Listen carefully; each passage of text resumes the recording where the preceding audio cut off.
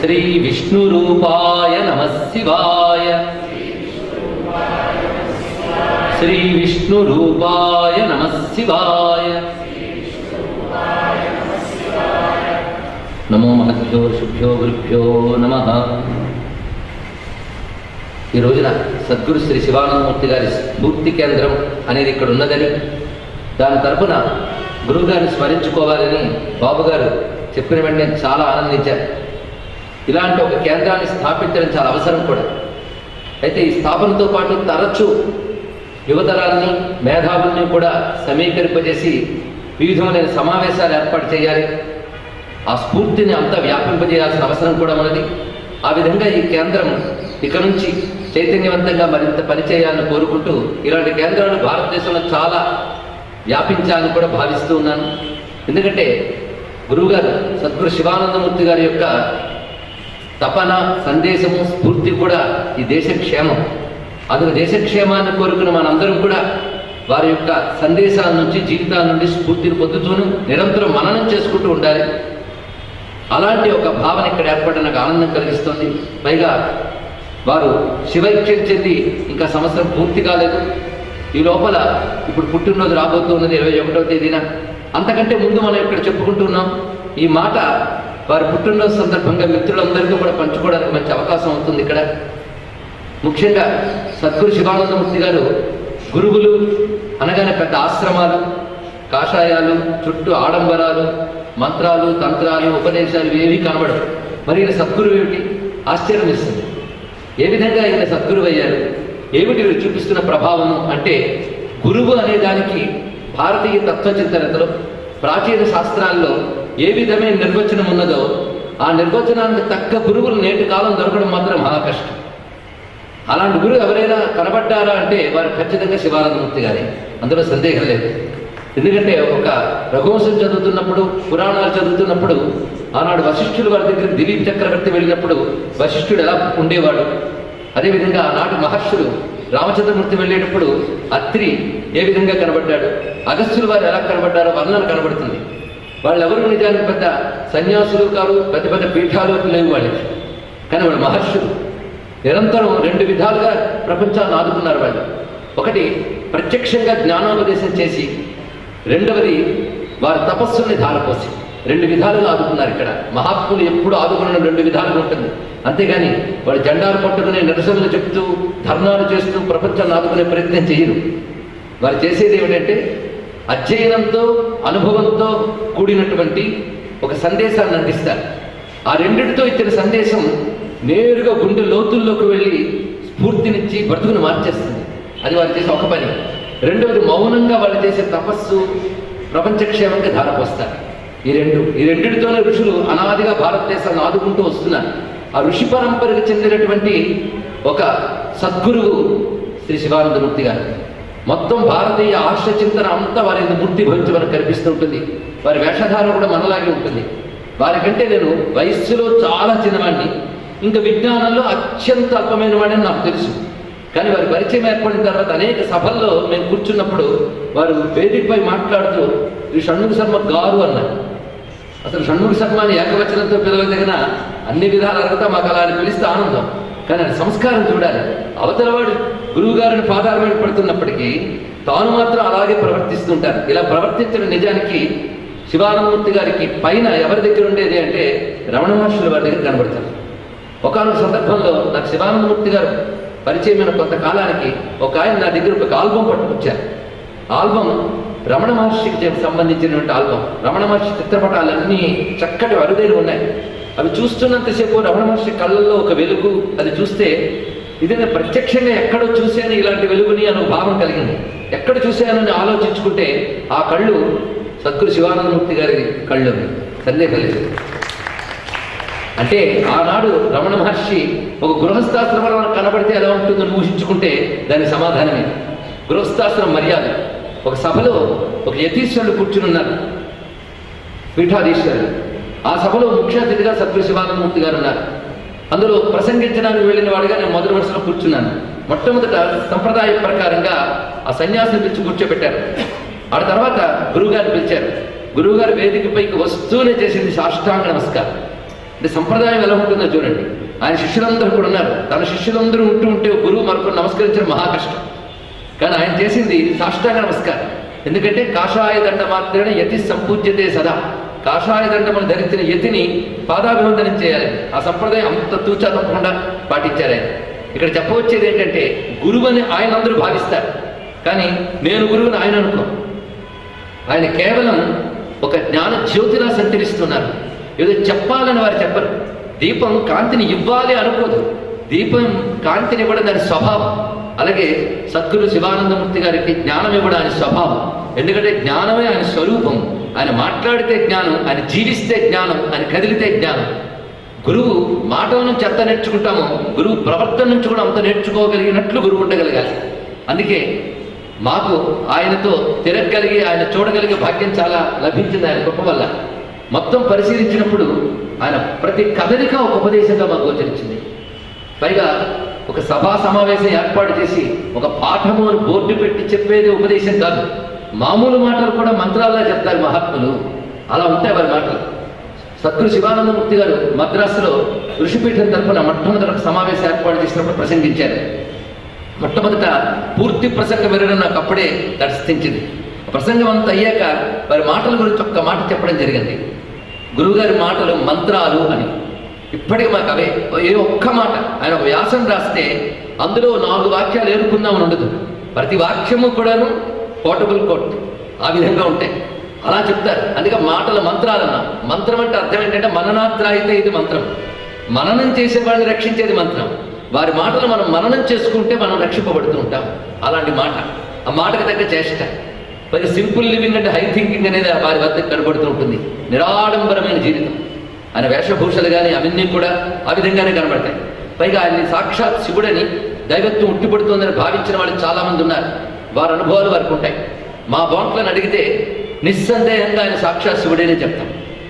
ఇతరులు అంగీకరించకపోయినా మా అభిప్రాయాలు, మా అనుభవాలు మాకు ఉంటుంది. దానికి తోడు శివావతారం మేము భావించినప్పటికీ ఆయన కేవలం మన ఋషి పరంపరకి సంబంధించినటువంటి ఒకానొక ఆదర్శాన్ని ఆయన చేసి చూపించారు, చెప్పి సాధించారు. ఇక ఆయన ఎందరిని ఎలా మలచారు అనేది మనం భావన చేసినట్లయితే ఆయన చేత మలచబడ్డ వాళ్ళు, ఇందాక మా మిత్రులు లక్ష్మీనారాయణ గారు చెప్పినట్టు అనేక మంది ఉన్నతాధికారుల ఆలోచన సరళిని ఆయన మార్చారు. చాలా మౌనంగా ఆయన ఒక మహాప్రవాహాన్ని ప్రవాహింపజేసి దేశం యొక్క పరిస్థితిని మార్చడానికి ప్రయత్నం చేశారు. ఆయన మౌనంగా. పెద్ద ఉద్యమాలు లేవు, పెద్ద బ్యానర్లు లేవు, పెద్ద పెద్ద కేంద్రాలు లేవు. కేవలం మౌనంతో, జ్ఞానంతోనే ఎందరిని ప్రభావితం చేశారు. అనేక మంది ఉన్నతాధికారులు, వారు ఏ వర్గం వారు కానివ్వండి, ఏ వర్ణం వారు కానివ్వండి, వారి ఆలోచన సరళితో ప్రభావితులయ్యారు. ఇటీవల కాలంలో ఆయన అస్తమించడానికి కొద్ది రోజుల ముందు అనారోగ్యంతో ఉన్నప్పుడు మోడీ గారు ఆయన ఫోన్ చేసి మాట్లాడారు. అప్పుడు ఆయన ప్రధానిగా ఉన్నప్పుడు ప్రత్యేకించి ఫోన్ చేసి ఆయన ఆరోగ్యం కనుక్కున్నారు అంటే మోడీ గారితో వారికి అంత సాన్నిహిత్యం ఉండేది ఆలోచించండి. ఇక్కడ ఏమిటా సాన్నిహిత్యం అంటే దేశ నిర్మాణ వైఖరిలో, దేశాన్ని నడిపే విధానంలో మోడీ గారికి ఒక ప్రత్యేక సూచనలు ఇచ్చారు సద్గురు శివానందమూర్తి గారు. అంటే కేవలం ఆధ్యాత్మిక ఉపదేశం చెప్పడమేం కాదు, దేశాన్ని తీర్చిదిద్దడం కోసం అహరహం శ్రమించినటువంటి మహాత్ములు. భారతీయ ఋషులందరూ అదే పనిచేశారు. ఇవాళ అనుకోకుండా ప్రాతకాల భాగవత సమావేశంలో కూడా మేము భారతదేశం గొప్పతనమే చెప్పుకున్నాం. దాని కొనసాగింపుగా ఇప్పుడు ఈ మాటలు జరుగుతుంది. ఈ దేశం యొక్క సరళి ఏ విధంగా ఉండాలని కళ్ళు కనేవారు గురువు గారు అనేక పర్యాయాలు. ఆ ఆలోచన ధోరణి అధికారుల్లో ప్రవేశింపజేశారు. నిజంగా అనేక వైపరీత్య పరిస్థితుల్లో కూడా భారతీయత ప్రకాశిస్తూ ఉన్నది అంటే సద్గురు శివానందమూర్తి గారి వంటి వారి తపస్సు ప్రభావం చేతనే భావించాలి. ఇక్కడ ముఖ్యంగా మోడీ గారు ఎన్నికలు ప్రచారంలో ఇంకా ఎంపిక కాకముందే కాశీక్షేత్రంలో ఉన్నప్పుడు గురువుగారు కూడా వారితో కలిసి కొన్నాళ్ళు ఉన్నారు అని తెలుస్తున్నది. అంటే దేశ నిర్మాణ వైఖరిలో గురువుగారి ఇచ్చిన సలహాలు తప్పకుండా మోడీ గారి పాలనా వైఖరిపై ప్రభావం చూపించాయి. ఇది నేను రాజకీయ పరంగా చెప్పట్లేదు, దేశాన్ని ప్రభావితం చేయడంలో గురువుగారి యొక్క ప్రభావం చెప్తున్నాను. ఉదాహరణకి కొన్నేళ్ల క్రితం గురువుగారితో మాట్లాడుతున్నప్పుడు అతి సన్నిహితులు కొద్దిమంది మాత్రమే ఉన్నారు. నేను మరెవరో ఒకరిద్దరు ఉన్నారు. చాలాసేపు మాట్లాడారు గురువుగారు. అప్పుడు ఈ దేశం గురించి ఒక మాట చెప్పారు ఆయన. ఇక్కడుంటూ మనం ఎక్కడో సముద్రాలకు అవతల ఉన్నటువంటి దేశంతో సాన్నిహిత్యం పెంచుకోవాలని చూస్తున్నాం, కానీ మన చుట్టూ ఉన్న దేశాలతో స్నేహభావం పెంచుకోవడంలో వైఫల్యం చెందుతున్నాం. భారతదేశం ఆసియాలో తన చుట్టూ ఉన్నటువంటి దేశాలతో కానీ సాన్నిహిత్యం పెంచుకున్నట్లయితే ఆసియా ఒక బలవత్తరమైనటువంటి ఖండం అవుతుంది. ఆ దిశగా కృషి చేస్తే బాగుంటుంది అని ఒక మాట అన్నారు. అప్పటికి ఇప్పటి పాలనా విధానం రాలేదు. ఆ రోజుల్లో గురుగారు ఆ మాట అన్నారు. మోడీ వచ్చిన వెంటనే ఆయన భూటాను, నేపాలు, చైనా, జపాను పర్యటన చేసినప్పుడు గురువుగారు చెప్పిన మాటలు నాకు గుర్తుకొచ్చాయి ఒక్కసారి. దీన్ని బట్టి వారి యొక్క ప్రభావం ఏ విధంగా ఉన్నదో ఒక్కసారి ఆలోచించాలి. కేవలం ఒక మంత్రం ఇచ్చి వాళ్ళని బాగు చేసి వాళ్ళకి కావాల్సిన మహిమను చూపించడమే గురుత్వం అనుకుంటూ ఉంటే మా గురువుగారు ఆ బావకి చెందరు. మొత్తం అడుగడుగునా కూడా దేశక్షేమం గురించి ఆలోచించారు. తన దగ్గరకు వచ్చిన ప్రతి శిష్యులు కానీ చెప్పినది ఒకటే మాట, మీ గురించి మీరు ఎంత ప్రార్థిస్తున్నారో దేశక్షేమం గురించి భగవంతుడి ముందు అంత ప్రార్థించండి అని ఒక గొప్ప మాట చెప్పారు. అదే మనం ఎప్పటికప్పుడు గుర్తుపెట్టుకోవాలి. కొంతమంది అంటూ ఉంటారు, ఏమండి దేశం పాడైపోతుంది, అనేక రకాలైనటువంటి వికృతమైన బుద్ధులు వస్తూ ఉన్నాయి, రానున్న తరం వాళ్ళు కూడా ఆలోచన ధోరణులు భయంకరంగా ఉన్నాయి, ఒక అన్యాయం జరుగుతుందని తెలుస్తూనే ఉంది, కానీ మేమేమీ చేయలేకపోతున్నాం అంటే గురువుగారు ఒక మాట అనేవారు, కనీసం అయ్యో ఏమీ చేయలేకపోతానో భగవంతుడి ముందు ఏడవండి అన్నారు. అదేనా చేయగలగాలి కదా. కబుర్లు ఊరికనే చెప్తాం, కానీ చిన్ని నా పట్టుకు శ్రీరామ రక్ష. కానీ నీ కోసం భగవంతుని ప్రార్థిస్తావే, అదే దేశక్షేమం కోసం ఎందుకు ప్రార్థించవు? ఇది కొత్త కోణంలో గొప్ప సందేశాన్ని అందించారు ఆయన. ఆధునిక లోకంలో మనందరికీ ఇచ్చిన గొప్ప సందేశాలు అతి గొప్పది ఇదే అనుకోవాలి. ఎందుకంటే ప్రతివారు ప్రాతకాలంలో భగవంతుని ప్రార్థిస్తారు. ఎందుకు? సహకుటుంబస్య క్షేమస్థైర్య అభయ ఆయురారోగ్య విజయ ఐశ్వర్యాభివృద్ధి. అవునా లేదా? బయటకు వెళ్ళి మాత్రం మాకు దేవుడు నమ్మకాలు పెద్ద లేవండి అని అక్కడ మాత్రం ఇది అంటారు. అయితే అవనే బదులు దేశక్షేమం కోసం అనవయ్యా అని. అయితే ఒక ఆయన గురువుగారు నన్ను ప్రశ్న వేశాడు, దేశక్షేమం కోసం అడుగుతాం సరే కానీ మరి మా క్షేమం సంగతం అన్నారు. అప్పుడు గొప్ప మాట చెప్పారు గురుగారు, దేశక్షేమం కోసం అడుగు, అదే చాలు, నీ క్షేమం గురించి అడగ. ఎవడైతే తన క్షేమం గురించి భగవంతుడు అడుగుతాడో వాడి కేసు పెండింగ్లో పెడతాడు భగవంతుడు.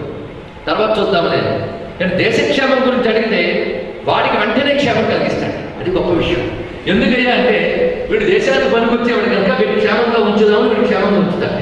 అని దేశక్షేమం కోరేవాడి క్షేమం ముందు తీరుస్తున్నాడు భగవంతుడు కనుక మనం క్షేమంగా ఉండాలంటే మన ముందు దేశక్షేమం అడగాలన్నారు. ఎంత అందమైనటువంటి విషయం చెప్పడం కాదు, చేసి చూపించారు. మాకు తెలిసి గురువు గారు ఒక అభిషేకం చేసిన, ఒక జపం చేసిన, ఒక యాగం చేసిన అది కేవలం దేశక్షేమం కోసం, మరొకటి కాదు. అందులో రెండు, సమస్త పంచభూతముల ప్రకృతి క్షేమంగా ఉండాలి.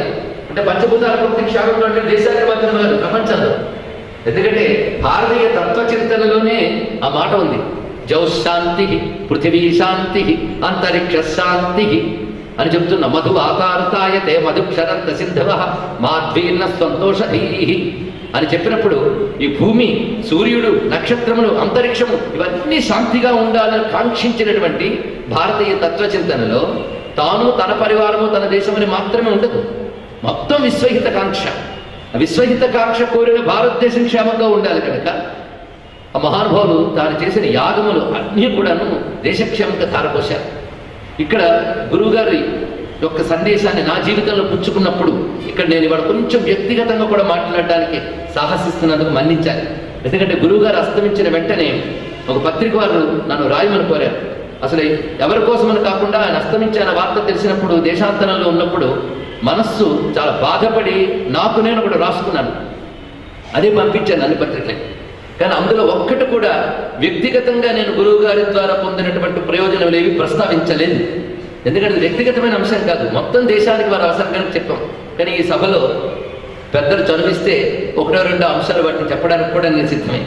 అది వాటిని కూడా కొంచెం అనుకూల ధోరణిలో అందరూ గ్రహించాలని కోరుకుంటూ ఉన్నాం. గురువుగారి విషయంలో ఒకప్పుడు సిద్ధులగుట్ట ఒక ప్రాంతం, కొడవటూరు అంటారు ఇక్కడ, అది వరంగల్ కొంత దూరంలో ఉన్నది. అప్పుడు గురువుగారికి 75 సంవత్సరాల పండగ జరుగుతుంది వరంగల్ పెద్ద ఎత్తున. అక్కడ చిన్నందిని మిత్రుడు మీరు ఎలాగోనూ రావాలంటే నేను పెద్ద పెద్ద సభలకి వాడికి ఎప్పుడు వెళ్ళలేదు. గురువుగారి యొక్క పండగలకి, సభలకి, పుట్టినరోజులకి వాడికి వెళ్ళలేకపోయేవాడిని, కుదరలేదు. కానీ అప్పుడు సమీపంలో ఉన్నాను కనుక ఆ సాయంత్రం ప్రవచనం అయ్యేకి బయలుదేరినప్పుడు నాకు నిజంగా బాగా ఆకలి వేసింది.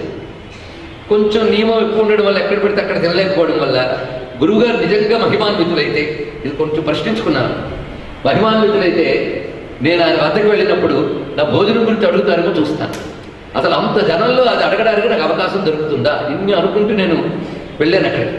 కానీ నిజానికి అప్పటి వరకు సభ అయ్యి పూర్తయిపోయింది. నేను వెళ్ళేటప్పటికి నేను వచ్చానని తెలియగానే ఒక్కరు గదిలో కూర్చున్నాను, నన్ను రమ్మన్నారు. అదే మొట్టమొదటి సమాధానం. అని కలవగలనా అనుకుంటే అంత ఏకాంతం. వెళ్ళి కూర్చున్న వెంటనే నన్ను అడిగిన ప్రశ్న ఏంటంటే, భోజనం చేసావా, నీకు ఈ గదిలో ఏర్పాటు భోజనం చేయాలా, ఇంకేం చెప్తారు చెప్పండి.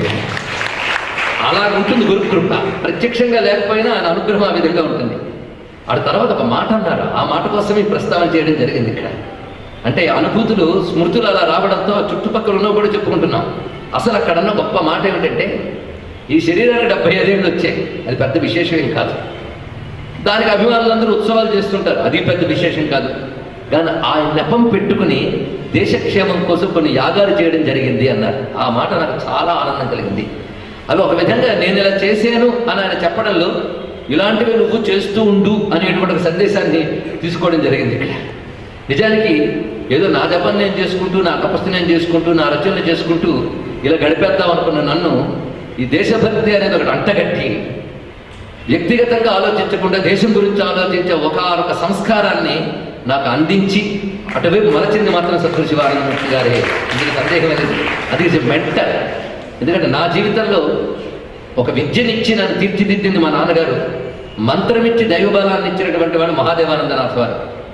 మరి వీరు నా గురువు గారు ఎలాగయ్యారంటే నన్ను మలచినటువంటి గురువు. ఇలాంటివన్నీ దేశికులు అంటారు. దేశిక అనే శబ్దానికి అర్థం ఏంటంటే కేవలం ఉపదేశించి ఊరుకోకుండా మనల్ని మలచేవాడిని దేశికుడు అంటారు. ఇక్కడ ఇది మెంటర్. అందుకే నాకు దేశికులు సద్గురు శివానందమూర్తి గారు. నాకు నన్నే కాదు, నాలాంటి ఆయుధాలను అన్నింటిలో తయారు చేసి విడిచిపెట్టారు ఆయన ఇక్కడ. అందుకే ఈ నోటను పలికించు మాటలు ఇవి నీవే తండ్రి అని చెప్పుకోవచ్చు ఇక్కడ. ప్రతి మాట ఏమిటో ఒకప్పుడు ఇప్పటికీ నాకు గుర్తు. ఆయన దర్శనానికి వెళ్ళినప్పుడు దగ్గర కూర్చోబెట్టి విభూతి పెట్టి ఒక విధమైన ఆవేశంతో అన్నారు, విదేశాల్లో 37 ఆలయాల్లోంచి శివలింగాలు బయటకు పెట్టించారు. ఎందుకంటే విష్ణు వేరు శివుడు వేరు అని చెప్తూ అలాంటి భేదభావాన్ని ఖండించి సనాతన ధర్మం యొక్క ఏకత్వాన్ని ప్రతిపాదించాలి. భగవంతుడు నీకు వేదిక ఇచ్చాడు, మేము ఆశీర్వచనం ఇస్తున్నామని మృదులు విభూతి పెట్టారు. ఇప్పటికీ మర్చిపోలేదు. అది ధైర్యం. అందుకే అభేదాన్ని ప్రతిపాదించు, భారతీయతని చెప్పు అని వారి సూచన. ఇది వారి నుంచి అందింది. ఈ స్ఫూర్తి పొందినది ఆయన నుంచి అనేక విధమైన స్ఫూర్తి పొందిన అనేక మందిలో ఒక్కండి అంతే ఇక్కడ. ఇలాంటి వాళ్ళు అందరూ ఇది మౌనంగా ఆయన ఇచ్చిన స్ఫూర్తి అదే చాలు. ఎందుకంటే తాము ప్రకటింపబడాలని ఎప్పుడు గురువు అనుకోడు, తమ ద్వారా జ్ఞానం ప్రకటింపబడాలని మాత్రమే కోరుకుంటారు. అది ఆయన చేశారు. అందుకే ఆయన ఎంతమంది చేత ఎన్ని పరిశోధనలు చేయించారు, ఎన్ని సెమినార్లు కండక్ట్ చేశారో మాకు తెలుసు. ఇవి భారతీయ తత్వచింతనని ఒక ఇంటెలెక్చువల్ లెవెల్లో చూపించడం ప్రయత్నం చేశారు. వారికి చాలా అవసరం. ఎందుకంటే సనాతన ధర్మం మీద ఇంటెలెక్చువల్ లెవెల్లో దాడి జరిగింది. ఇక అసామాన్యులు చదువు లేని వాళ్ళని మరచి చేస్తున్న దాడి మనకు అలాగూ తెలుసు. ఇంటెలెక్చువల్గా చేసే దాడి చాలా భయంకరమైనది. మనం అనుకుంటాం మేధావర్గం చాలా కొద్ది మంది ఉంటారు, సామాన్య వర్గం ఎక్కువని. కానీ మేధావర్గ ప్రభావమే చాలా ఉంటుంది ఇక్కడ. ఎందుకంటే వాళ్ళు చెప్పే మాట అంతర్జాతీయంగా వెళుతూ ఉంటుంది. అందుకు మేధావర్గం వాళ్ళు, అందులో భారతీయ తత్వచింతన లేని అధ్యయనమే మన విశ్వవిద్యాలయాల్లో కొన్ని దశాబ్దాల నుంచి జరుగుతుంది. భారతీయత అనేటువంటి ప్రాతిపదిక లేకుండా తత్వచింతన జరుగుతుంది. సుమారు 20 ఏళ్ల క్రితం నేను ఇక్కడ మహాత్ములు సిద్ధేశ్వరానంద స్వామి వారి కుట్టాళం పీఠాధీశ్వర వారిని, వారప్పుడు ఇంకా ప్రొఫెసర్గా ఉన్నారు ఇక్కడ, మన ఇంటర్వ్యూ చేయడానికి నేను రావడం జరిగింది. ఆయన ఒక మాట చెప్పారు, భారతీయ పరిశోధన భారతీయంగానే ఉండాలని ఒక మాట అన్నారు. చాలా విశేషమైన మాట. అంటే భారతీయ సాహిత్యం గురించి మాట్లాడినప్పుడు భారతీయమైన చింతనతో చేయాలి తప్ప అక్కడి పాశ్చాత్య సిద్ధాంతాలతో ఇక్కడ తత్వచింతన చేస్తూ ఉంటే పొసగదు అని చెప్పాడు. ఎందుకంటే ఇక్కడ పుట్టిన సిద్ధాంతానికి ఇక్కడ వాసన ఉండాలి. ఆ మాట అంటారు విశ్వనాథ సత్యనారాయణ. ఒక కావ్యాన్ని కానీ ఒక కళని కానీ అర్థం చేసుకునేది ఆ జాతిలో పుట్టినవాడు అర్థం చేసుకున్నట్టుగా చదువుకున్నవాడు అర్థం చేసుకోలేడని చెప్పారు. చాలా గొప్ప విషయం ఇక్కడ. అంటే రక్తంలో ఉండాలి అక్కడ. ఎందుకంటే కాళిదాసు అభిజ్ఞాన శాకుంతలం ప్రదర్శిస్తూ ఉన్నప్పుడు సరిగ్గా కణ్వ మహర్షి తన కుమార్తెను అత్తవారింటికి పంపుతూ ఏడుస్తాడు. అది నాటకం ప్రదర్శిస్తూ ఉంటే ఒకవైపు పాశ్చాత్యులు కొందరు కూర్చున్నారు, భారతీయులు కూర్చున్నారు. ఆ దృశ్యం చూస్తూ భారతీయులు కళ్ళు తడిసింది, పాశ్చాత్యులు కళ్ళ తడి రాలేదు. ఎందుకంటే ఆ అత్తవారింటికి పంపినప్పుడు తండ్రి హృదయం తల్లి హృదయం ఎంత బాధపడుతుంది అనేటువంటిది భారతీయులకు అనుభవం. వాడికి అనుభవం ఇక్కడ, అందుకు రాదు ఇక్కడ. అది భారతీయ సాహిత్యాన్ని అర్థం చేసుకున్న భారతీయమైన హృదయం, భారతీయమైన సంస్కారం ఒకటి అవసరం. అలాంటి ఒక సంస్కారము, అలాంటి భూమిక, అలాంటి ధార లేకుండా కేవలం పాశ్చాత్యులు మన సంస్కృతిని విమర్శిస్తూ వెళ్ళిపోయారు. వాళ్ళు ఆ వెళ్ళిపోతూ వాళ్ళు వదిలేసిన రంగుటద్దాలని భారతీయ మేధావులు కళ్ళకు వేసుకుని పరిశోధించారు. అలా పాడిపోయింది భారతీయ తత్వచింతన. అలాంటి దానికి ఆయన భారతీయ తత్వచింతనతో కూడిన పరిశోధన చేయడనే విషయంలో ఎంతమంది ప్రొఫెసర్స్ ఆయన తీర్చిదిద్దారో తెలియదు. నిజానికి మనము ఆ పరిశోధన చదివాం, కానీ దాని వెనకాల చెయ్యాలని తెలియదు మనకి చాలామందికి. అనేక రంగాల్లో, సైన్స్లో కానీ, అదేవిధంగా సాహిత్య రంగంలో కానీ, సంగీత రంగంలో కానీ, కళారంగాలన్నింటిలో కూడా చాలా కాలం క్రితం 2003-2004 పరిసరాల్లో ఒక ప్రపంచ ప్రసిద్ధి చెందిన నృత్య కళాకారిణి మా ఇంటికి విచ్చేశారు. వచ్చి నాట్యశాస్త్రం గురించి కొన్ని విషయాలు తెలుసుకోవాలని అనుకుంటున్నాం, మీతో మాట్లాడాలని వచ్చాము అంటే, అసలు మీకు ఈ పరిశోధన ఎలా జరిగిందంటే, నాట్యశాస్త్రాలకు యోగంలా చూపించాలని మా ప్రయత్నం అన్నారు. అంటే యోగ శాస్త్రము నాట్యశాస్త్రం కంపేరిటివ్ స్టడీ, అంటే నాట్యంలో కూడా యోగం ఉంది, అంటే భారతీయుడు కళల్లో కూడా యోగము తాత్వికత ఉంది. భారతీయ తత్వచింతన కళల రూపంలో, మంత్రశాస్త్ర రూపంలో, యోగశాస్త్ర రూపంలో, వేదాంత శాస్త్ర రూపంలో, పురాణాల రూపంలో బహుముఖాలుగా కనబడుతున్న అన్నిటికీ ఒకనొక ఏకసూత్రం ఉంది అనేది సద్గురువులు చెప్పిన ఒక అద్భుతమైన మాట. ఆమె వచ్చి భారతీయ నాట్యశాస్త్రాన్ని యోగపరంగా, సాధనాపరంగా రీసెర్చ్ చేస్తున్నానని చెప్పింది ఆవిడ. ఈ కోణం నీకు ఎలా తోచిందమ్మా అని అడిగితే సద్గురు శివానందమూర్తి గారు తెలియజేశారు, ఇప్పుడు అది రీసెర్చ్ చేస్తున్నాను. కొన్నాళ్ళ తర్వాత డాక్టరేట్ కూడా వచ్చింది ఆవిడ. అప్పుడు ఆవిడ నాకు మాత్రం అరుదైన ఫోటోలు కొన్ని ఇచ్చారు వారు, ఇవి ఎవరికి తెలియవు, కానీ మీకు చూపించారు. అందులో గురువుగారు రకరకాల నాట్య భంగిమల్లో ఉన్న ఫోటోలు అవన్నీ కూడా, రకరకాల కరణాలు, చేతుల్ని ఏ ముద్రలు ఎలా చూపించాలి, పాద సంచాలను ఎలా చేయాలి, అభినయం ఎలా చేయాలని చూపించినటువంటివి. అంటే నాట్యశాస్త్రంలో అంత ఉద్దండులు వాళ్ళు. సంగీత శాస్త్రంలో కూడా అంతే. ఈ సర్వజ్ఞత్వం చూస్తే ఒక్కొక్కప్పుడు ఆశ్చర్యం అవుతుంది. అలాంటి సందర్భంలో నేను శివావతారమేమో అని అనిపిస్తుంది, తప్పదు. ఎందుకంటే అంత సర్వజ్ఞతా శక్తి ఒకటి కంచి పరమాచార్య వారి దగ్గర చూస్తాం, మళ్ళీ వీరి వద్ద చూస్తాం. అనేక కళల్లో ప్రావీణ్యం. ఆయన యొక్క సంగీత శాస్త్ర నైపుణ్యం గురించి ఒక చిన్న ఉదాహరణ చెప్పాలి అంటే, ప్రసిద్ధి చెందిన సంగీత కళాకారిణి ఆవిడ పేరు కూడా మనం చెప్పుకోవచ్చు. ఆవిడ ఎప్పుడూ కూడాను గురువుగారి దగ్గరికి వచ్చి స్ఫూర్తి పొందుతుంటారు. వారు ప్రధానంగా వీణ గాయత్రి గారు. ఇక నేదునూరి కృష్ణమూర్తి గారి గురించి అందరికీ తెలిసిందే. వారు సద్గురు శివానందమూర్తి గారు అత్యంత సన్నిహితులు. వారు ఉభయులు కలిసి అనేక చర్చలు చేసేవారు. అందులో సంగీతం నాదయోగం అనే విషయాన్ని, అది కూడా యోగపరంగా ఆధ్యాత్మికంగా చెప్పడం ఇది. ఎందుకంటే ఇది చెప్పకపోతే ఒక ప్రమాదం ఉంది. ఎందుకు గురువుగారి పని చేశారని ఆలోచించాలి. మన నృత్య కళా రూపాల్లో, మన సంగీత రూపాల్లో మన సంస్కృతిని అవమానిస్తూ వాళ్ళ కథల్ని జోడిస్తూ భ్రష్టు పట్టించడం కూడా చేస్తూ ఉన్నారు. అలాంటి ఒక దుర్భావాన్ని ఖండించడం కోసం మన సంగీత కళలు, మన నాట్య కళలు ఇవన్నీ కూడా భారతీయ తత్వచింతనతో, ఆ వైదిక సంస్కృతితో ముడిపడినవే అని చెప్పడం కోసం గురువుగారి పనులు చేయించారు. ఇది కూడా తెలుసుకోవాలి. లేకపోతే ఈ మధ్యకాలంలో ఇంకా ఘోరం ఏంటంటే, మత మార్పిళ్ళు ఎక్కుపోయి పరమతాల వాళ్ళు మనల్ని అనుకరిస్తూ ఉన్నారు. వాళ్ళ ప్రవక్త పైన ఒక బుర్ర కథ, వాళ్ళ ప్రవక్త పైన నాట్యం, వాళ్ళ ప్రవక్త పైన కూచిపూడి డ్యాన్స్. ఇది ఇంకా ఎంత అజ్ఞానానికి వెళ్ళిపోయిందంటే, వాళ్ళ ప్రవక్త పైన హరికథ. ఏమిటి హరికథ? హరికథలో ఎవడున్నాడు? హరి ఉన్నాడా? మరి హరి ఎలా వాడుకున్నారు అర్థం కాదు. అలా ఉన్నాయి. వాళ్ళ ప్రవక్త పైన హరికథ ఎలా అయిందో తెలియదు. హరికథ ఒప్పుకుంటే వాళ్ళ ప్రవక్తను ఎలా ఒప్పుకున్నారు, వాళ్ళ ప్రవక్తను ఎలా ఒప్పుకుంటే హరికథను ఎలా ఒప్పుకున్నారు మనకు అర్థం కాదు. వెర్రివాళ్ళంగా చూస్తూ ఉంటాం. అలాంటి దౌర్భాగ్యం. అందుకే కళల్ని భారతీయ తత్వంతో చెప్తున్నారు. వీణ గాయత్రి గారు అత్యద్భుత పరిశోధన చేశారు. అది ఆశ్చర్యకరమైన అంశం. అది ఆ వీణని యోగశాస్త్రంతో పోల్చి చూపించారు. ఆ వీణకి అటు ఇటు ఉన్న బొర్రలు మన శరీరంలో మూలాధార స్థానం, సహస్రార స్థానం. ఆ వీణాదండం వెన్నుదండం, అందులో ఉన్న తంత్రులు, అందులో ఉన్న మెట్లు 24, మన వెన్నుముక పూసలు 24, గాయత్రి మంత్రం 24, అందులో తంత్రుల్లోంచి వెళుతున్న, నాడుల్లోంచి వెళుతున్న ప్రాణస్పందన. ఇలాగా వీణ మీటుతూ ఉన్నప్పుడు, ఒక్కొక్క రాగం మీటుతూ ఉన్నప్పుడు తన ఊపిరిని తాను అబ్జర్వ్ చేస్తూ ఉంటే ఆశ్చర్యకరం ఏంటంటే, ఊపిరి ఒక నియంత్రణతో నడుస్తూ ఉంటుంది. ఎందుకంటే ఆ స్వరం అక్కడ ఆలాపన చేస్తున్నారంటే తన మనస్సును అనుకుని కదా ఆలాపన చేస్తారు. అనుకుని ఆలాపన చేసినప్పుడు తెలియకుండా ఊపిరి అక్కడ నియంత్రింపబడుతుంది. అప్పుడు ఒక ఆ వీణని, ఆ రాగం పలికేటప్పుడు వీరికి తెలియకుండా ఒకనొక ప్రాణాయామ ప్రక్రియ జరుగుతుంది. అదే సమయంలో అక్కడ వింటున్న శ్రోతలు కూడా అది ఏకాగ్రంగా దాన్ని అనుసంధానం చేసి వింటారు కనుక వాళ్ళకి ఆ శబ్దంతో ఊపిరి ఆలయంతోనే సాగుతుంటుంది. అంటే వాళ్ళకి తెలియకుండా ఒక ప్రాణాయామం జరుగుతుంది. అందుకే అచ్చమైన శాస్త్రీయ భారతీయ సంగీత కచేరీకి వెళ్తే అందరూ ఒక యోగా అభ్యాసం చేసి వచ్చినట్లే శుద్ధులైపోతాం అనే విషయాన్ని ఆవిడ పరిశోధించి అనేక అంశాలు చెప్తూ రాశారు. దానికి ఎవరయ్యా స్ఫూర్తి, సబ్జెక్ట్ ఇచ్చింది ఎవరు? ఆవిడకి డాక్టరేట్ దేనివల్ల వచ్చిందంటే ఆవిడ చెప్పిన మాట సద్గురు శివానందమూర్తి గారే నాకు ఈ విషయంలో గైడెన్స్ అని చెప్పారు. ఇక్కడ పేరుకి ఎవరో యూనివర్సిటీ ప్రొఫెసర్ గైడెన్స్ ఉంటుంది, అసలు గైడెన్స్ అంతా వారి. ఇలాంటి పరిశోధనలు ఎన్ని చేయించారో ఇక్కడ. అందుకే భారతీయ విద్యలకి ఇంటలెక్చువల్ లెవెల్లో ఆయన చేసినటువంటి ఒక అద్భుతమైన ఉపకారం. అంతేకాదు భారతీయులు ఒక విధంగా భారతీయ మహర్షి ఏమో అని పొగడదగిన వ్యక్తి ఉన్నారు, విదేశాల్లోనే ఉన్నాడు ఆయన, డాక్టర్ డేవిడ్ ఫ్రాలే. మా మిత్రులందరికీ తెలిసిన వారు. నేను ఇందాక సిద్ధులగుట్ట దగ్గర ఘట్టం చెప్పాను కదా, వరంగల్ వెళ్ళామని.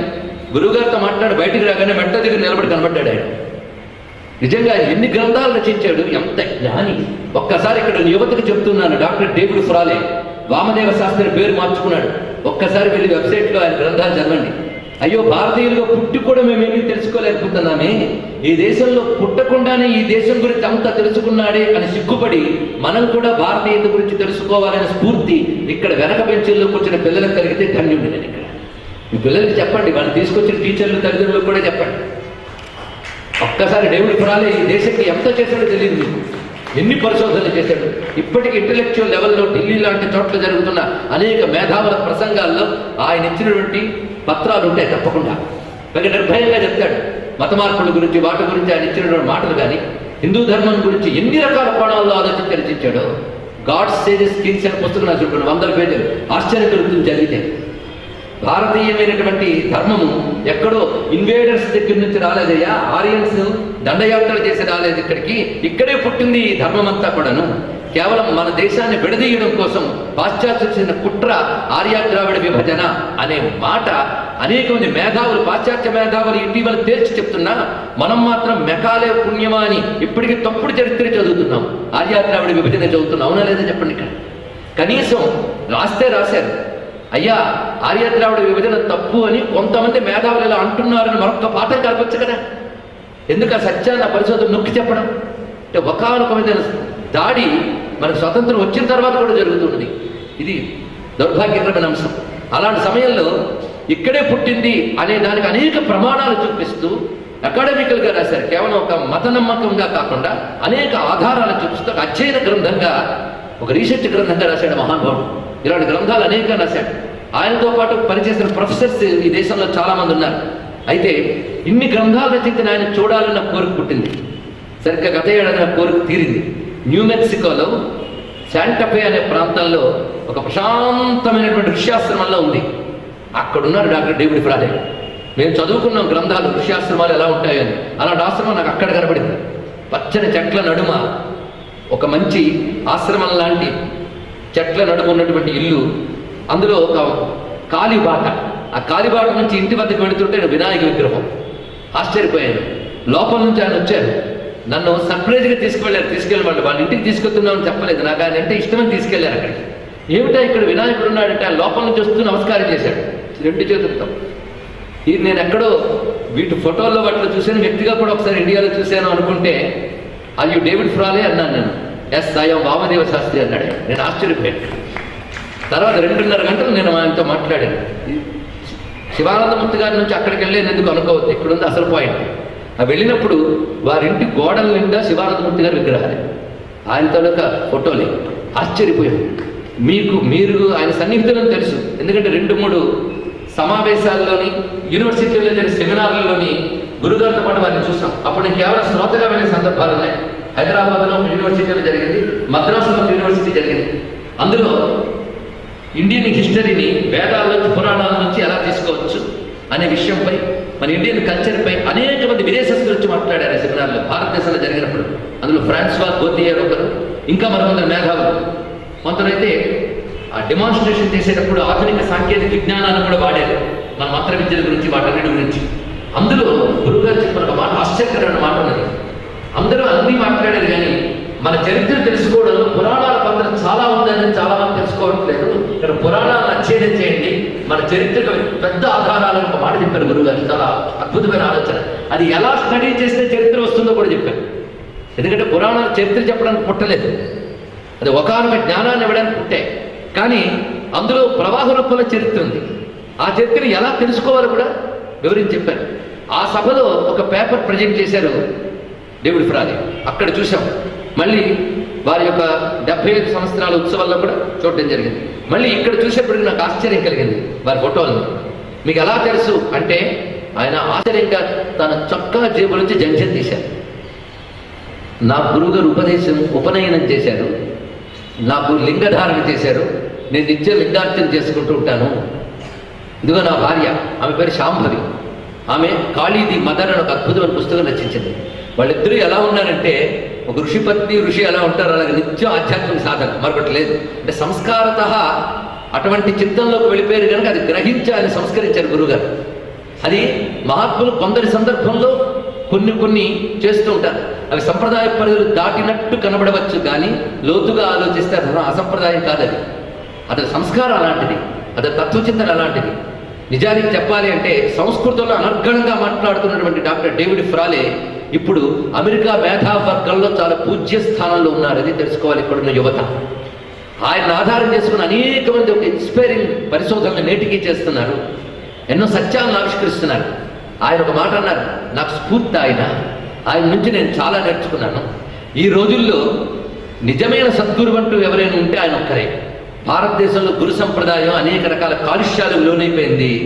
ఇలాంటి కాలుష్యమైన గురు వాతావరణంలో స్వచ్ఛమైనటువంటి సద్గురు సంప్రదాయం వారి వద్దే కనబడుతోంది అన్నారు డాక్టర్ డేవిడ్ ఫ్రాలే. వారి మాటల్లోనే ఇక్కడ చెప్పడం జరుగుతుంది. ఇక్కడ అంటే ఆయన పరిశోధనలకు, ఆయన స్ఫూర్తికి కూడా అంత ప్రధానమైనటువంటి కేంద్రమయ్యారు గురువుగారు. పైగా ఆయన చెప్పిన మాటలు కొన్ని జీవితంలో మర్చిపోలేని ఉంటూ ఉంటాయి. చిన్న చిన్న మాటలే, కానీ ఎంత ప్రభావవంతం అంటే, ఒకసారి గురువుగారితో మాట్లాడుతున్నప్పుడు ఒక 4-5 ఉన్నప్పుడు ఆయనతో, ఏమండి మన హిందువులందరూ సాత్వికులు, అక్కడేమో దుర్మార్గమైన దాడులు జరుగుతున్నాయి, మన వాడు సహనం వహించు అని చెప్తూ ఉంటారు. మన సాధు సన్యాసులందరూ సాత్వికంగా ఉంటారు. ఈ సాత్వికంగా ఉంటే సరిపోతుందా? మరికొన్ని ఉన్నాయి, సేన దళ్ళు అని పేరు పెట్టుకుంటారు మనలోనే. వీళ్ళు కొంచెం ఉగ్రంగా ఉంటారు.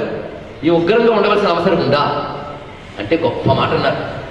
వాళ్ళు ఉండాలయ్యా, వాళ్ళు ఉండాలి, వీళ్ళు ఇలా అంటూ ఉండాలి, రెండూ కలిసే ఉండాలి. అప్పుడే హిందూ ధర్మం బాగుంటుంది. ఎందుకంటే పాండవులందరూ ధర్మరాజులా ఉంటే చిన్నప్పుడే చచ్చిపోయేవారన్న అద్భుతమైన మాట అన్నారు ఇక్కడ. పాండవులందరూ ధర్మరాజులా ఉంటే చిన్నప్పుడే చచ్చిపోయేవారన్నారు. అద్భుతమైన మాట. ఇది ఆలోచించాలి ప్రతి హిందువు కూడా. అందులో ఉంది. గురువులు చిన్న మాట అంటారు కానీ ఎంత గట్టిగా అంటారు. ఎందుకంటే మా గురువు గారు శైవుడు, ఆరాధ్య శైవుడు, లింగధారి, షట్కాల శివ అర్చన చేస్తారు, కానీ మహావిష్ణు భక్తులు. అది తెలుసుకోవాలి ఇక్కడ. అంటే నిజమైన భారతీయుడు అంటే తాను శైవుడిగా పుట్టాడు కనుక శైవ ధర్మాన్ని అనుసరిస్తున్నారు. కానీ నేను శైవుడిని కనుక విష్ణు ద్వేషం అనలేదు. ఆయనకు మహాప్రేమపాత్రమైన నిధులు ఎవరంటే కృష్ణుడు. ఆయనకి కృష్ణుడు అంటే మహా ఇష్టం. అని కృష్ణాష్టమి వస్తే పెద్ద పర్వం చేస్తారు ఆయన. ఆ సమయంలో ఒక సందేశం ఇస్తారు. కృష్ణుడి మీద ఒక అద్భుతమైన గ్రంథం రచించారు, మీరు పరిశీలించండి. ఆయన చివరి సమయాల్లో ఎక్కువ మాట్లాడింది భగవద్గీత గురించి. అంటే పూర్వం మాట్లాడలేదని కాదు, పూర్వం మాట్లాడారు. ఆయన భగవద్గీత గురించి ఎక్కువ చెప్పేవారు. ఎందుకంటే భారతీయతలో ఎవడైనా భగవద్గీత లేకపోతే ఏది మాట్లాడలేడు. అది భగవద్గీత గురించి చెప్పేవారు. కృష్ణుడిపై రచించిన గ్రంథం చదవాలి. ఎంత అద్భుతమైన గ్రంథం రచించారు కృష్ణ పరమాత్మపై. చాలా విశేషమైనది.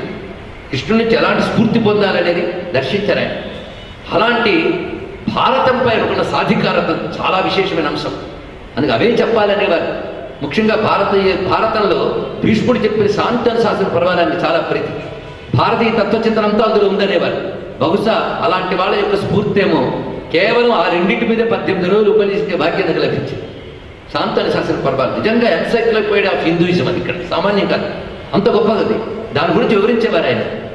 వాటి గురించి ఆయనకు వ్యాసాలు రచించారు. భారతాన్ని ఆధారం చేసిన ఇచ్చిన తత్వచింతన అంతా ఇంత కాదు. ఆయన ఈ మాట చెప్పారు, పాండవులందరూ ధర్మరాజులాగా ఉంటే చిన్నప్పుడు చచ్చిపోయేవారు. ఎంత గొప్ప విషయం ఇది ఆలోచించండి. దీన్ని బట్టి ఎంత సాత్వికత ఉందో అంత ఆత్మరక్షణకు కావలసిన పరాక్రమం కూడా ఉండాలి అని చూపిస్తున్నారు ఇక్కడ. పరాక్రమం ఉండాలి. ఒక మాట చెప్పారు, బ్రహ్మక్షత్రములు 2 ఉంటేనే ధర్మం బాగుంటుందన్నారు. బ్రహ్మక్షత్రములు అంటే బ్రాహ్మణ జాతి, క్షత్రియ జాతి అని కాదు. జ్ఞానము పరాక్రమం, ఇది దీని యొక్క అర్థం. జ్ఞానము బ్రహ్మశబ్దం ద్వారా చెప్పబడుతున్నది, పరాక్రమం క్షత్రశబ్దం ద్వారా చెప్పబడుతుంది. అది జ్ఞానం ఉండాలి, రక్షించగలిగే సామర్థ్యం ఉండాలి, ఈ 2.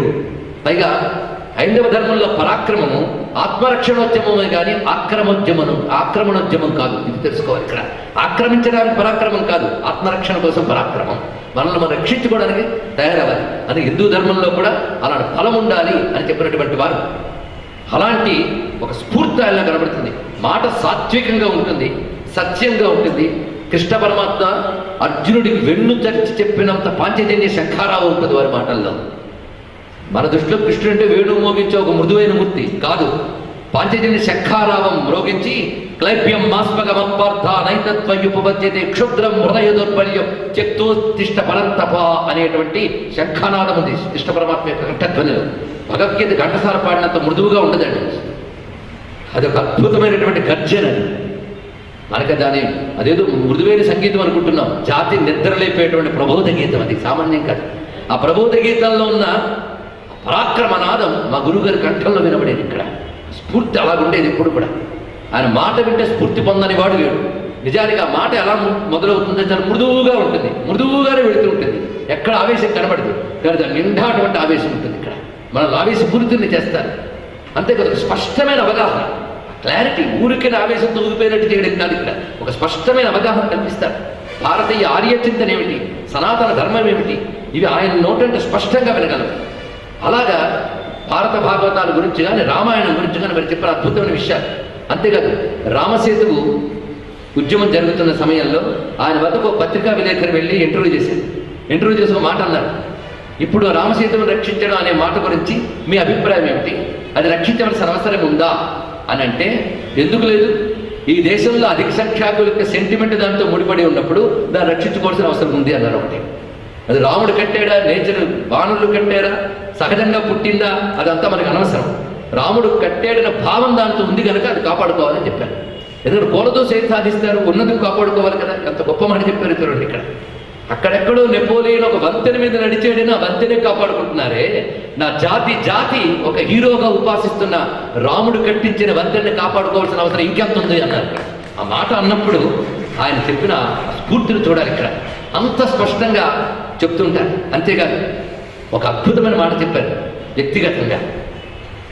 భగవద్గీత గురించి శంకరాచార్య ఏం చెప్పారు, మధ్వాచార్య ఏం చెప్పారు, రామానుజాచార్య ఏం చెప్పారు పక్కన పెట్టు, కృష్ణుడు ఏం చెప్పాడు చదవన్నారు. చాలా అద్భుతమైన మాట. వ్యాఖ్యానం కాదు, పైగా ఇంకో మాట అన్నారు, కృష్ణుడు అర్థమయ్యే సంస్కృతంలోనే రాశాడుగా చదవన్నారు. అంటే ఆయన ఉద్దేశం శంకరాచార్య రామానుజాచార్యం తీసిపారేయడం కాదు. ఇక్కడ ముందు కృష్ణుడు ఏం చెప్పాడు అవగాహన చేసుకో, వీళ్ళ భాష్యం కాదు, ముందు ఆయన మాట స్పష్టంగా అర్థం చేసుకో, తర్వాత చదువు. నీ ఆలోచనకు పదులు పెట్టడానికే తప్ప స్వచ్ఛంగా అక్కడ అందుతుంది కదా. కానీ గో టు ఒరిజినల్స్, అక్కడికి వెళ్ళు, దాన్ని తెలుసుకో. అంత చక్కగా చెప్పారు. నిజంగా వారు చెప్పిన తర్వాత గీత చదివితే అద్భుతాలు చాలా కనబడ్డాయి. అది తెలిసాక గీత గురించి ప్రవచనం చేసినప్పుడు తీరు మారిపోయింది. అంటే ఆలోచన మార్చి అధ్యయనం చేయించి దాని ప్రభావం మా బోట్ల ద్వారా ఉపదేశంగా అందించింది వారే. అది తెలుసుకోవచ్చు. ఇక్కడ అలా ఉంటుంది వారి యొక్క స్ఫూర్తి. ప్రతి వారి యొక్క ఆలోచన దిక్కును మారుస్తారు, డైరెక్షన్, దిశానిర్దేశం చేస్తారు. అంతకంచి ఇంకేం కావాలి. ఇలాంటి ఎన్ని అద్భుతమైన మాటలు వారి నుంచి దొర్లుతుంటాయి. ఇంకో మాట అంటారు, ఈ దేశాన్ని ఆయన పర్యటించినంత ఎవరు పర్యటించలేదని. ఒక్కొక్కప్పుడు విసుగొస్తూ ఉంటుంది, ఇటు తిరిగి అటు తిరిగి ప్రవచనాలు చెప్తూ ఇంటి పట్టున ఉండడం ఎందుకు అని. ఇంటి నుండి ఉండకుండా తిరుగుతున్నామే, ఆరోగ్యం ఇలా అవుతోంది అని. కానీ వారు గుర్తొచ్చినప్పుడు లెంపలేసుకుని మళ్ళీ తిరుగుతుంటాం మేము. ఎందుకంటే వారి దేశాన్ని ఎలా పర్యటించాను. ఒక మాట అన్నారు, నా హితులు సన్నిహితులు ఆయనతో మాట్లాడుతున్నప్పుడు ఒక మాట అన్నారు, ఏమంటే ఈయన ఊరు తిరుగుతూ ఆరోగ్యం గురించి ఎలా ఉన్నదంటే, తిరగాల్సిన సమయం ఇది, తిరగాలి, ఆరోగ్యం కూడా చూసుకోవాలి, ఇదే అన్నారు ఆయన. ఒకవైపు వాత్సల్యం, ఒకవైపు కర్తవ్య నిర్దేశం, తిరగాలి, చెప్పాలి, ఇదే ఆయన అనేవారు. అలాగా మాటలు చెప్తూ ఈ దేశం పట్ల ఆయనకున్న ప్రేమ ఒక్క మాటలో చూపిస్తారు. ఈ దేశంలో నాకు అటు హిమాలయాల నుంచి రామేశ్వరం వరకు ఈ దేశంలో దొర్లాలు ఉందన్నారు అని ఒకటే మాట. అది ఈ దేశం అంత పవిత్రమైనది, ఈ మట్టి అంత పవిత్రమైనది. ఇది తెలియాలంటే మన పూర్వీకుల చరిత్ర గురించి తెలుసుకోవాలి. ఎందుకంటే స్వామి వివేకానంద ఒక మాట చెప్పారు, మొత్తం ప్రపంచమంతా తిరిగి వచ్చాక భారతీయులకు ఆయన ఇచ్చిన సందేశం చాలా గొప్పగా ఉంది. ఒకప్పుడు భారతదేశంలో ఉంటూ భారతదేశ సంస్కృతిని అధ్యయనం చేసి దీని పట్ల ప్రేమ కలిగి విదేశీయులకు భారతీయుల గురించి చెప్పిన మహానుభావుడు ఆ దేశాలన్నీ తిరిగి వచ్చాయని చెప్పాడంటే, అవన్నీ తిరిగి వచ్చిన సంస్కారంతో చెప్తున్నాను, నా దేశం కంటే గొప్పది మరొకట్లేదు. నేను వెళ్ళేటప్పుడు ఈ దేశం పైన ప్రేమ ఉండేది, తిరిగి వచ్చేటప్పటికి దేశంలో ప్రతి మట్టి కణం పవిత్రమైందనే భావన నాకు కలుగుతుందని చెప్పాడు ఆయన. ఆయన ఒక మాట చెప్పాడు ఇక్కడి యువతికి, ఇప్పటి యువతికి కూడా అదే మాట గుర్తుపెట్టుకోండి. బహుశా మీ పాఠశాలల్లో ఎవరు చెప్పరు, మీకు ర్యాంకులు సంపాదించడం కోసం ర్యాట్ రేసులో పరిగెత్తిస్తారంతే. బహుశా ఇలాంటి స్ఫూర్తివంతమైన మాటలు పాఠశాలలో దొరకవు, ఇళ్లల్లో దొరకవు. మరి ఎక్కడ దొరుకుతాయి ఏమో, మీరు సోర్స్ వెతుక్కోండి. అలాంటి పరిస్థితిలో ఉన్నాం. స్వామి వివేకానంద చెప్పింది ఏంటి తెలుసా, ప్రతి వాళ్ళు వాళ్ళ జాతికి ఏం సందేశం ఇస్తారంటే ముందుకు వెళ్ళండి ముందుకు వెళ్ళండి అని చెప్తారు. కానీ నేను భారత జాతికి చెప్తున్నాను, వీలైనంత వెనక్కి వెళ్ళండి, ఇంకా వెనక్కి వెళ్ళండి, ఇంకా వెనక్కి వెళ్ళండి. వెనక్కి వెనక్కి వెనక్కి వెళితే యుగాల క్రితమే మిగిలిన దేశాల్లో నాగరికత ఇంకా బొడ్డుకోయక ముందే నా దేశాల్లో అపారమైన నాగరికత యుగాల క్రితమే ఉన్నది. ఆ జ్ఞానాన్ని వెనక్కి వెనక్కి వెళ్ళి తీసుకురండి, దానితో ముందుకు వెళ్ళండి అని చెప్పాడు స్వామి వివేకానంద. అలాంటి ఆర్యచింతన, ఆశచింతన. కానీ చరిత్ర ఏమిటో, అసలైన చరిత్ర జాతి మర్చిపోతుంది. భారతీయుడు అంటే జపం చేసుకుని క్షేత్రాలు తిరిగి నేను ఫలానా క్షేత్రాలు చూశానండి, కావాలంటే ఫోటోలు చూసుకోండి ఐప్యాడ్లో అని పక్కకు చూపించుకోవడం కాదండి. మన చరిత్ర ఏమిటో తెలుసుకోవాలి, అసలైన చరిత్రను తెలుసుకోవాలి. ఎలాంటి దేశం, ఎలాంటి నాగరికత, ఎలాంటి సంస్కృతి, అబ్బా అనే భావం కలగాలి పిల్లలకి. కలిగితే కదా మళ్ళీ దాన్ని తిరిగి పునఃప్రతిష్ఠ చేయాలనుకుంటారు. పునరుజ్జీవనం అనే మాట వాడారు ఇక్కడ, రెనెసెన్స్, పునరుజ్జీవనం. ఒకప్పటి ఒక అద్భుతమైన తేజస్సు మళ్ళీ ఉజ్జీవింపజేయాలనేది కదా వివేకానంద లాంటి వాళ్ళ మాట. కొత్తగా ఇది ఉద్భవింపజేయక్కర్లేదు, ఉజ్జీవింపజేస్తే చాలు. అది మనం ఉన్న ఆశచింతను ఉజ్జీవింపజేయడం. ఆ విషయంలో ఇన్నాళ్ళ బానిసత్వంలో మనం ఏం కోల్పోయాం, మళ్ళీ దీన్ని ఏ క్రమంలో తీసుకురావాలని స్వామి వివేకానంద వంటి వారు స్వతంత్రం రాకముందు ఒక ప్రణాళికనిచ్చారు, అద్భుతమైన ప్రణాళికనిచ్చారు, చేసి చూపించారు. దౌర్భాగ్యం ఏంటంటే స్వతంత్రం వచ్చిన తర్వాత ఏ ఒక్కరూ కూడా ప్రణాళికను అధ్యయనం చేసి దానికి తగ్గట్టుగా విద్యా విధానాన్ని ఏర్పాటు చేయడం జరగలేదు అని వేదిక మీద నుంచి చెప్పుకుంటున్నాం. అవునా లేదో మీరే చెప్పాలి. ఇప్పటికీ జరగలేదు. అది జరగాలని తపనబడినటువంటి వివేకానంద పరంపరలో వ్యక్తి సద్గురు శివానందమూర్తి గారు. దేశం పట్ల మనకు బాధ్యత ఉంది, తెలుసుకోవాలి. ఇక్కడ మనం ఈ రోజు ఇన్ని తెలుసుకుంటున్నాం, ఇంత సాధన చేస్తున్నాం అంటే ఋషులు ఇస్తేనే కదా. ఈ ఋషులకి ఏది ఆధారమో ఆ దేశం మనకింత చెప్పింది కనుక ఆ దేశం పట్ల బాధ్యత ఉంది. తన 86 ఏళ్ల జీవితంలో ఆయన సంపూర్ణంగా ఈ జాతికి అంకితమయ్యారు. అలాగని ఆయన సన్యసించినటువంటి వాడు కాదు, పెద్ద గురువు అని చెప్పిన మంత్రోపదేశాలు ఏమీ లేదు. ఆయన ఒక పోలీస్ డిపార్ట్మెంట్లో పనిచేశారు. అది కూడా ఒక ఐజీ క్రింద ఒక ఆఫీసర్గా పనిచేశారు. ఆయన పోలీస్ డిపార్ట్మెంట్ వరంగల్లో. ఆయన చిన్న వయస్సులోనే ఇంకా 20 ఏళ్ళు దాటిన వెంటనే ఉద్యోగంలో చేరారు. వాళ్ళ నాన్నగారు పెద్ద జమీందారు. ఆయన పుట్టింది 1928 డిసెంబర్ 21. వాళ్ళ నాన్నగారు పెద్ద జమీందారు. పైగా ఆ మహానుభావుడు నిరంతరం శివోపాసకుడు. వాళ్ళకి 7 తరాల క్రితం ఒకనొక మహాత్ముడు పట్ల చిన్న అపచారం జరిగితే నీకు దత్త సంతానమే ఉంటుంది తప్ప 7 తరాల వరకు సంతానం కలగదు అన్నట్ట. అదే జరుగుతూ వచ్చింది. ఆశ్చర్యం. 7వ తరంలో నీకు శివాంశం పుడుతుందని చెప్పారు. ఆ 7వ తరంలో దత్తాత అవసరం లేకుండా కలిగిన సంతానమే శివానందమూర్తి గారు. ఆలోచించారు ఇక్కడ. ఇది వారి చరిత్రలో ఉన్న అంశం. వారు చెప్పలేదు, వారి పెద్దలు చెప్పగా, వారి సన్నిహితులు, వారి కుటుంబీకులు చెప్పగా తెలిసినటువంటి అంశం. దాని తర్వాత ఆయన పోలీస్ డిపార్ట్మెంట్లో పనిచేస్తున్నప్పుడు ఆయన చేసింది ఏమిటి? ఆయన ఏమి పీఠాలు పెట్టుకుని ఉపదేశాలు ఇస్తాను, రేపు రెండు మంత్రోపదేశం చేస్తాను, ఇవేమీ చేయలేదు మహానుభావుడు. ఆయన కేవలం ఆ డిపార్ట్మెంట్లో పనిచేస్తున్నప్పుడు మొత్తం ఊరిని స్ఫూర్తి చేశారు. అక్కడ ఉన్నటువంటి విద్యార్థులందరూ స్ఫూర్తి పొందారు ఆయన వద్ద.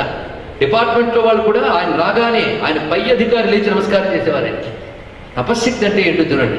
తమతో తాము చేరి నమస్కరించి ఒక సలహా కావాలన్నా, ఒక సమాచారం తెలుసుకోవాలన్నా, ఒక స్ఫూర్తి పొందాలన్నా, ఒక ఓదార్పు పొందాలన్నా వారి అలాగా మసలేవారు. అలా స్ఫూర్తినిచ్చారు. ఆయన ఉద్యోగంగా పనిచేస్తున్నప్పుడే ఆయన ఉదయం అనుష్ఠానం చేసుకుంటే అందరూ బారులు తీరేవారు ఆయన ఇచ్చిన తీర్థం కోసం. అంటే తీర్థం ఇవ్వడం ఇది ఒక ఆధ్యాత్మిక ప్రతిష్టలు కాదు, ఒక నైష్ఠికుడు కానీ సాధన చేసుకోవడం వల్ల ఊరు క్షేమంగా ఉంటుంది.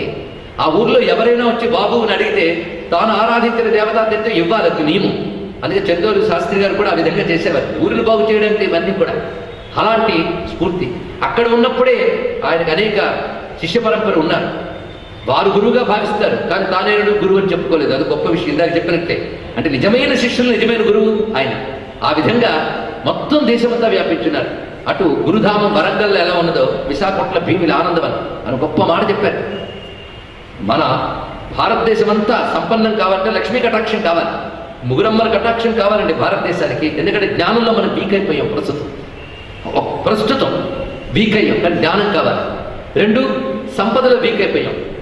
ఎప్పుడంటే సరిగ్గా 300 ఏళ్ల క్రితం 200 ఏళ్ల క్రితం భారతదేశం నుంచి ఉత్పత్తి అయ్యేటువంటి సంపద కానీ, భారతదేశం నుంచి రవాణా అయ్యే వ్యాపారం కానీ ప్రపంచంలోనే అత్యధిక స్థానంలో ఉండేదని రికార్డు ఉంది.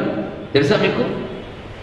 ప్రపంచంలో అన్నింటిలోనూ గొప్ప సంపన్న దేశం భారతదేశం 200-300 ఏళ్ల క్రితం వరకు. మరి ఒక్కసారి దరిద్ర దేశం ఎలా అయిపోయిందో ఆలోచించారా మీరు? మొదటి నుంచి దరిద్ర దేశం అని పిల్లలు చదివేస్తున్నారు. కానీ గొప్ప సంపన్న దేశం ఇది. ఒక బ్రిటిష్ అడిగాడు మన వాడిని, మీ దేశం పూర్ కంట్రీ కదా అని, నువ్వు దోచుకుపోయే కనుక అయిందని చెప్పాడు సమాధానం. వాడికి అలా సమాధానం చెప్పాడు. అలాంటి దీని యొక్క చరిత్ర తెలుసుకుని నా దేశానికి ముగురమ్మల కటాక్షం కావాలన్నారు. ఒకటి జ్ఞానం, రెండవది సంపద, మూడు పరాక్రమం, బలం కావాలి. బలం, ఆ బలం కావాలన్నమాట. స్వామి వివేకానంద స్ట్రెంగ్త్ అది కావాలి. నా దేశ పౌరులు ఊదితే పడిపోయినట్టు ఉండకూడదు, సౌండ్ మైండెడ్ సౌండ్ బాడీ. అలా భారతీయులు తయారవ్వాలని చెప్పారు ఈ మహానుభావులు. దానికి యోగం పెద్ద మార్గం. అద్భుతమైన శారీరక మానసిక దాఢ్యానికి యోగమే గొప్ప మార్గం అని. ఎందుకంటే ఆయన వెళ్ళిపోవడానికి కొన్ని నెలల క్రితం కలిసినప్పుడు ఒక మాట అన్నారు, నాకు నిజానికి అస్వస్థత ఉంది అనుకుంటున్నారు కానీ నేను చాలా దృఢంగా ఉన్నాను. నాకు మా గురువులు అభయయోగం నేర్పారన్నారు. ఇక్కడ యోగశక్తి ఆయన దగ్గర చాలా అద్భుతం ఉంది. ఆ యోగం ఎంత పండిందంటే యోగంతోనే ఆయన అతీంద్రియమైన కొన్ని విషయాలు చూపిస్తున్నారు. ఆయన అతీంద్రియమైన ఒక్కొక్కప్పుడు శిష్యులు వెళ్ళి మీరు శివస్వరూపం అంటే ఒక మాట అన్నారు. ఆయన అక్కడేముందో ఇక్కడ అదే ఉందన్నారు. ఎంత అందమైన మాట చూడండి. శివస్వరూపం నేనైతే నువ్వు శివస్వరూపుడు ఏమిటి అలా మాట్లాడేవారు. మరి ఆయన దగ్గర ఉన్న గొప్పదైన యోగం. ఆయన యోగ శాస్త్రంలో ఉద్దండు. పైగా ఆయన ఊరికి ఒక పెద్ద ఆయన వచ్చి హిమాలయాలకు చెందిన యోగి నువ్వు ఇలా రా అని పిలిచి తాను నదిలో స్నానం చేసి ఆయన స్నానం చేయించి నా యోగ శక్తులు నీకు ధారపోస్తున్నాను నేర్పుతున్నాను ధారపోస్తారు. అది తెలుసుకోవాల్సింది. ఎందుకంటే దేశానికి కావాల్సిన ఒక మనిషికి అటువంటి యోగశక్తిని ఇవ్వాలి. సరిగ్గా విశ్వనాథన్ గారి జీవితంలో ఇలాంటి సంఘటన జరిగిందండి. మీరు జీవితంలో మళ్ళీ ఇలాంటి జరిగింది. ఇక్కడ ఇది తెలుసుకోవాల్సిన అంశం. కనుక తాను స్వయంగా గురు పరంపర కలిగి ఆ యోగ శాస్త్రాన్ని నేర్చుకున్నారు. ఇక్కడ ఆ యోగముతో పాటు ఇవన్నీ కలిసినాయి. పైగా అక్కడ ఆయన చదువుకుంటున్న రోజుల్లోనే వాళ్ళ నాన్నగారి ద్వారా ఆయన సంపాదించుకున్న పుస్తకాలు, వందల పుస్తకాలు ఉండేవి వారి దగ్గర. పైగా వాళ్ళ జమీందారి ఉండేది, అనేక కేసులు ఉండేవి. నాకు ఈ జమీందారిలో పైసా అక్కర్లేదని అన్ని పరిచయించి కేవలం సర్టిఫికేట్ పట్టుకుని ఉద్యోగం తెచ్చుకున్నారు. ఆయనకి ఏమీ లేదు. కేవలం ఉద్యోగంగా పనిచేసిన వాడు ఇంతమందిని ప్రభావితం చేశారు. పైగా ఎవరి దగ్గర నుంచి డొనేషన్ అడిగిన దాఖలాలు లేదు. ఒక గొప్ప పని చేశారు ఆయన. ఒక నిశ్శబ్ద ఉద్యమాన్ని నడిపారు దేశంలో. మొత్తం ఎంతమంది ఆయన వల్ల తయారైన సైనికులు భారతదేశంలో పనిచేస్తున్నారు మీకు తెలియదు. విదేశాల్లో కూడా పనిచేస్తున్నారు దేశ రక్షణ కోసం. ఆయన వల్ల తయారైపోయారు సైనికులు. ఒక్కొక్కడు ఒక యోధుళ్ళ పనిచేస్తున్నాడు ఈ దేశంలో ధర్మ ప్రతిష్టాపన కోసం. అంత మౌనంగా వాళ్ళందరినీ తీర్చిదిద్దారు. ఆ తీర్చిదిద్దిన ఆ మహానుభావుడు ఇంత గ్రంథములు చదివి ఇంత అధ్యయనం చేసి ఆయన చదవని గ్రంథం ఉందా అనిపిస్తుంది. ఎన్సైక్లోపీడియా అని చెప్పచ్చు. అటు ఆంగ్లంలో, అటు హిందీలో, సంస్కృతంలో, తెలుగులో ఎంత వాంగ్మయాన్ని చదివారు. ఆయన మాట్లాడుతుంటే ఆ జ్ఞానవంతక ధారగా వస్తూనే ఉంటుంది. అంత అపారమైన వాంగ్మయాన్ని చదివి ఒక్కొక్కదాన్ని సమన్వయిస్తూ ఆయన చెప్తున్న తీరు చాలా అద్భుతంగా ఉంటుంది. అంత జ్ఞానం తనలో కలిగి ఉంటూ దాని సారాన్ని మనకు అందిస్తూ ఆయన ఎన్ని మాటలు, ఆయన చెప్పిన మాటలన్నీ అవన్నీ దొరుకుతున్నాయి. ఆయన రాసిన మాటలు దొరుకుతున్నాయి ఇంగ్లీష్లో, తెలుగులో కూడా. ఆ గ్రంథాలు చాలా ఉన్నాయి. ఒక్కొక్క మాట చాలా అధ్యయనం చేయడానికి అన్నాం కనుక ఈ స్ఫూర్తి కేంద్రాలు లాంటివి ఏం చేయాలంటే ఆయన ఒక్క మాట పట్టుకుని దాన్ని ఏ విధంగా మనం అమలుపరచాలి, ఏ విధంగా ఈ జాతికి స్ఫూర్తి కలిగించాలనే ఇలాంటి సమావేశాలు కొన్ని ఏర్పాటు చేయవలసినటువంటి అవసరం కూడా ఉంది ఇక్కడ. ఆయన అటువంటి యోగ విద్యతో కూడిదంతా కూడా సంయమనంతో ఇవన్నీ కూడా మలచగలిగారు. అలాంటి ఒక పరంపర కలిగినటువంటి సంప్రదాయానికి, భారతీయ తత్వచింతనకి ఒక అద్భుతమైన వారసత్వం వారి వద్ద కనిపిస్తూ ఉంటుంది. అయితే క్రమంగా వారు కూడా చరిత్రపతి మహానుభావులు అనేవాళ్ళు చాలామంది ఉంటారు. వారు నడయాడుతున్నప్పుడే గుర్తించడం అనే భాగ్యం మనకు కలిగింది ఇక్కడ. వారు చేసిన గొప్ప పని ఏంటంటే నా దేశం సంపన్నంగా ఉండాలనే భావనతో ఒక ప్రత్యేకమైన దీక్షతో ఆనందవనంలో ఒక ఆలయం నిర్మాణం చేశారు. వీలైతే చూడండి, ఆనందం అంటే భీమిలి దగ్గర లక్ష్మీదేవి మందిరం, మరకత లక్ష్మి ఉత్కళ కళాశిల్పంతో నిర్మించబడ్డ ఒక అద్భుతమైన ఆలయం. కానీ అక్కడ ఉండి ఉండదు, హారతి పళ్ళాలు ఉండవు, మీరు దర్శనం చేసుకురావు, ఎవరి నామగోత్రాలతో పూజలు జరగవు, దేశక్షేమం కోసమే జరుగుతుంది. అక్కడ యోగ గణపతి ఆలయం ఉంది. ఎందుకయ్యి ఆలయాన్ని పెట్టారు అంటే తన ఆంతరంగికులు తాను చెప్పిన విషయం ఏంటంటే నా దేశం సంపన్న దేశం కావాలనే ఉద్దేశంతో పెట్టారని చెప్పారు. ఇక్కడ చూడండి, ఇలాగా కేవలం బోధించడము, ఉద్యమాలు నడపడము మాత్రమే కాకుండా ఒకవైపు మేధావర్గాన్ని స్ఫూర్తి కలిగిస్తూ అపారమైన విద్యని ప్రపంచమంతా పరచుతూ ఇది భారతీయతను చూపించడం ఒకటి.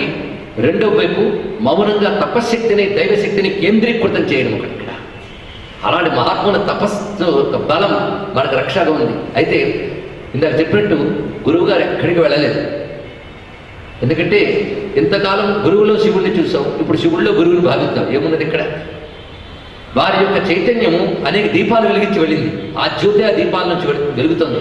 కానీ మా బాట్లకు మాత్రం ఒక్కొక్కప్పుడు ఒంటరిగా ఉన్నప్పుడు గుండె పిండిని ఒక బాధ కలుగుతుంది.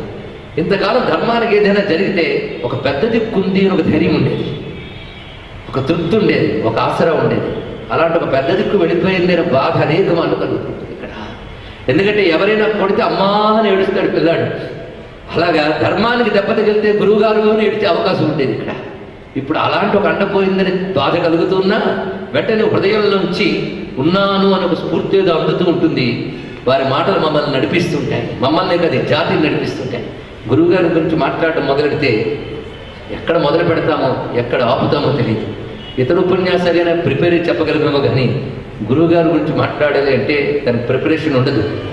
ఎందుకంటే నిరంతరం ఏది చిత్రం చేస్తామో దాన్నే మాట్లాడుతూ ఉంటాం కనుక సమయం ఒకటి ఉంది కనుక ఆపాలి కనుక గురు చింతన ఆగేది కాదు కనుక ఎప్పుడు కొనసాగించాలి అని చెప్తూ ప్రస్తుతానికి ఆపుకుంటూ సర్వం శ్రీ గురుచరణారవిందార్పణమస్తు.